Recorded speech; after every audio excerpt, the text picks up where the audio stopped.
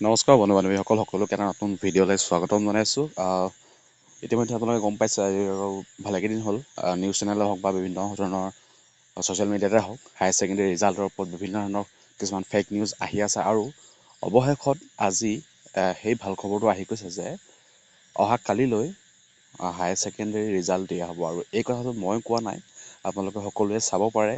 টুইটাৰত শিক্ষামন্ত্ৰী ৰণোজ পেগু ডাঙৰীয়াই এটা টুইট কৰিছে কিছু সময়ৰ আগত, আৰু আপোনালোকক মই সেই টুইটটো দেখুৱাম।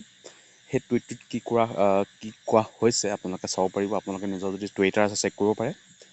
টুইটাৰ জনাইছে যে কালিলৈ পুৱা 9 বজাত আছাম হায়াৰ ছেকেণ্ডেৰী যিবিলাক ৰিজাল্ট, সেই ৰিজাল্টবিলাক দিয়া হ'ব। আৰু আপোনালোকে এইটো দেখিছে, আপোনালোকৰ ৰণোজ পেগু ডাঙৰীয়াৰ যিটো টুইট, সেই টুইটটো তাত 1 ঘণ্টা আগত এইটো দিছে তেওঁ।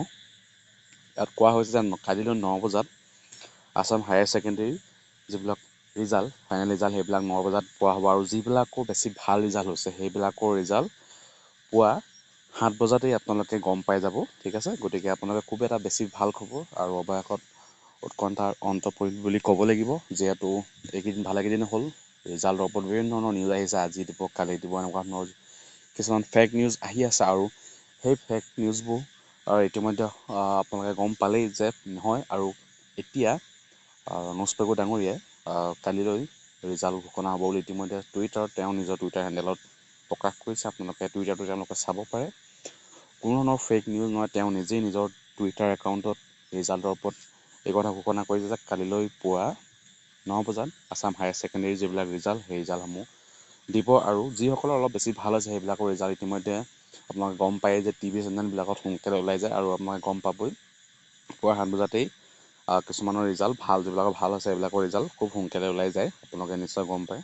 আৰু 9 বজাৰ লগে লগে আপোনালোকে কাইলৈ আছাম হায়াৰ ছেকেণ্ডেৰী যিবিলাক ৰিজাল্ট, সেই ৰিজাল্টসমূহ চাব পাৰিব। গতিকে বন্ধুসকল, খুব ভাল খবৰ এটা আহি গৈছে।